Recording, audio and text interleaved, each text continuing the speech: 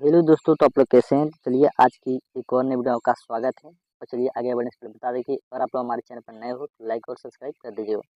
तो चलिए इसमें का पहला प्रश्न है कि किस शहर में संगीत नाटक अकादमी फेलोशिप अकादमिक रत्न एवं संगीत नाटक अकादमी पुरस्कार की घोषणा की गई? तो इसका राइट आंसर हो जाएगा नई दिल्ली। और देखिए ये जो जीके जीएस का जो प्रश्न है टॉप 15 हम ला रहे हैं, ये UP police exam, Bihar police exam, RPF police constable के लिए और भी सारी जो जितने भी एग्जाम है, बिहार एसएससी जितने भी मतलब एग्जाम अभी होने वाले हैं, ये सबको ध्यान में रखकर ये प्रश्न बनाया गया है। तो ये वीडियो का आप लोग स्किप मत कीजिएगा, पूरा जीके जीएस का 5-6 मिनट आप लोग पूरा देख कर ही जाइएगा। तो चलिए इसमें का दूसरा नंबर प्रश्न है कि अ, किस राज्य में केंद्रीय विश्वविद्यालय और जनजातीय विश्वविद्यालय की स्थापना के लिए राज्यसभा ने केंद्रीय विश्वविद्यालय संशोधन विधेयक 2019 पारित किया है? तो इसका राइट आंसर हो जाएगा आंध्र प्रदेश। उसी तरह से हम आ जाएंगे। देखिए तीसरे नंबर प्रश्न में, देखिए तीसरा नंबर प्रश्न हमारा ये रहा। देखिए इसमें है कि एल&टी के ग्रुप चेयरमैन का यह नाम है जिन्हें आईटी कंपनी, देखिए आईटी कंपनी माइंडट्री का गैर कार्य देखिए कार्यकारी चेयरमैन नियुक्त किया गया है। तो इसका राइट आंसर हो जाएगा A M Naik. A M Naik, देखिए ए एम नाइक हम इस तरह करके याद कर सकते हैं। उसी तरह से देखिए चौथा नंबर प्रश्न में कि यूएसए क्रिकेट टीम का अंतरिम कोच किसे नियुक्त किया गया है? तो इसका राइट आंसर हो जाएगा किरण मोरोको। उसी तरह से हम ला देंगे पांचवें नंबर प्रश्न भी। देखिए पांचवें नंबर प्रश्न हमारा ये रहा। और पांचवें नंबर प्रश्न है कि विश्व युवा कौशल दिवस कब मतलब मनाया जाता है? तो इसका राइट आंसर हो जाएगा 15 जुलाई को मनाया जाता है।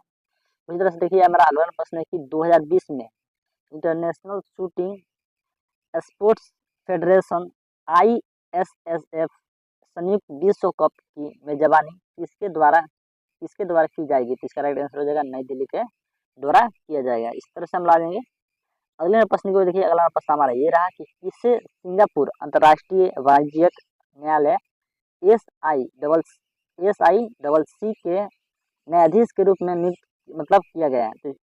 तो इसका राइट आंसर हो जाएगा अक सिकरी को नियुक्त किया गया है। इसी तरह से हम ला देंगे अगले प्रश्न में। और देखिए अगला प्रश्न हमारा कुछ इतिहास से भी मतलब उठाया गया है, जो कि इतिहास से भी बहुत सारे प्रश्न हमारा आता रहता है। तो इसी तरह से देखिए इसमें का पहला नंबर प्रश्न है कि अशोक के कुल शिलालेख की संख्या कितनी है? तो इसका राइट आंसर हो जाएगा 14 है। दूसरा नंबर प्रश्न इसी तरह से हम लोग हो जाएगा कि अशोक ने किस युद्ध के बाद बौद्ध धर्म को स्वीकार किया था? तो इसका राइट आंसर हो जाएगा कलिंग युद्ध के बाद। कलिंग युद्ध के बाद इसका राइट आंसर हो जाएगा। इसी तरह से हम लोग आ जाएंगे तीसरा प्रश्न पे। देखिए तीसरा नंबर प्रश्न हमारा ये रहा कि कलिंग युद्ध कब हुआ था? ये भी बहुत बार प्रश्न पूछा जाता है। तो इसका राइट आंसर हो जाएगा 261 ईस्वी पूर्व में हुआ था। उसी तरह से हमारा चौथा नंबर प्रश्न में कि मौर्य वंश का अंतिम शासक कौन था? तो इसका जो अंतिम शासक था वो हो जाएगा बृहद। बृहद इसका राइट आंसर हो जाएगा। उसी तरह से देखिए पांचवें प्रश्न में कि अशोक का राज्य अभिषेक कब हुआ था? ये भी बहुत बार प्रश्न ये हम लोग जो मॉडल सेट को जो देकर तैयार क्वेश्चन करते हैं, बहुत बार पूछा जाता है कि अशोक का राज्य अभिषेक कब हुआ था? तो इसका राइट आंसर हो जाएगा 269 ईस्वी पूर्व में हुआ था। मिला देंगे। देखिए पांचवें छठे नंबर प्रश्न पे, देखिए छठा प्रश्न हमारा ये रहा कि अशोक के पिता का नाम क्या था? तो इसका राइट आंसर हो जाएगा बिंदुसार। बिंदुसार अशोक के पिता का नाम क्या था? तो बिंदुसार। उसी तरह से हमारा सातवें नंबर प्रश्न हो जाएगा कि अशोक की मतलब माता का नाम क्या था? तो उनका नाम था सुब देखिए सुबान्द्रगी। देखिए सुबान्द्रगी हम लोग इसको कहते हैं सुबान्द्रगी। इसका राइट आंसर हो जाएगा। अशोक की माता क्या नाम था? शुभदांगी। शुभदांगी इसका राइट आंसर हो जाएगा। शुभदांगी इसका राइट आंसर हो जाएगा। आप लोग ऐसे मतलब करके याद कर सकते हैं। अशोक के पिता का नाम था बिंदुसार, अशोक की माता का नाम था शुभदांगी। शुभदांगी इसका माता का नाम था, अशोक की माता का नाम था। उसी तरह से देखिए हम लोग आ जाएंगे आठवें नंबर प्रश्न पे। देखिए आठवें नंबर प्रश्न हमारा ये रहा। आठवें प्रश्न में कि सर्वप्रथम सोने के सिक्के चलाने का श्रेय किसे जाता है?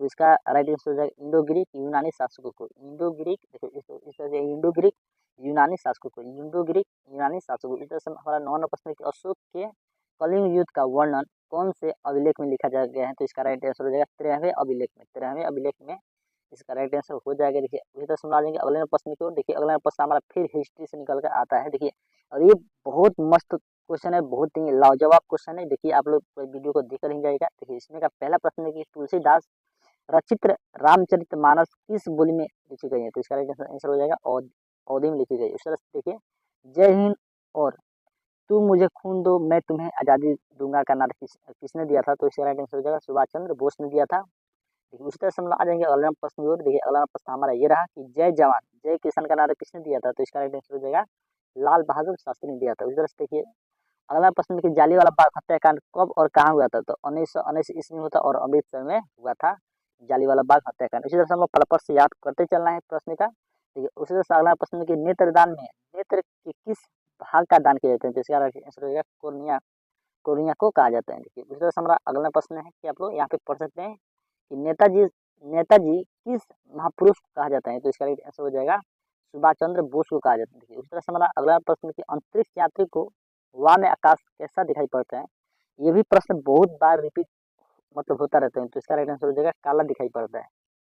अंतरिक्ष में जाने वाले प्रथम व्यक्ति कौन थे? तो इसका राइट आंसर हो जाएगा यूरी गागरिन जो कि रूस के थे। तो यूरी गागरिन जो कि कहाँ के थे? रूस के थे। उसी तरह देखिए हमारा अगला प्रश्न है कि देखिए अंतर्राष्ट्रीय न्यायालय कहाँ स्थित है? तो इसका राइट आंसर हो जाएगा द हेग हॉलैंड में। उस तरह से हमारा अगला प्रश्न है कि अर्थशास्त्र नामक पुस्तक किसने लिखा है? तो इसका राइट आंसर हो जाएगा चाणक्य या कौटिल्य ने लिखा है।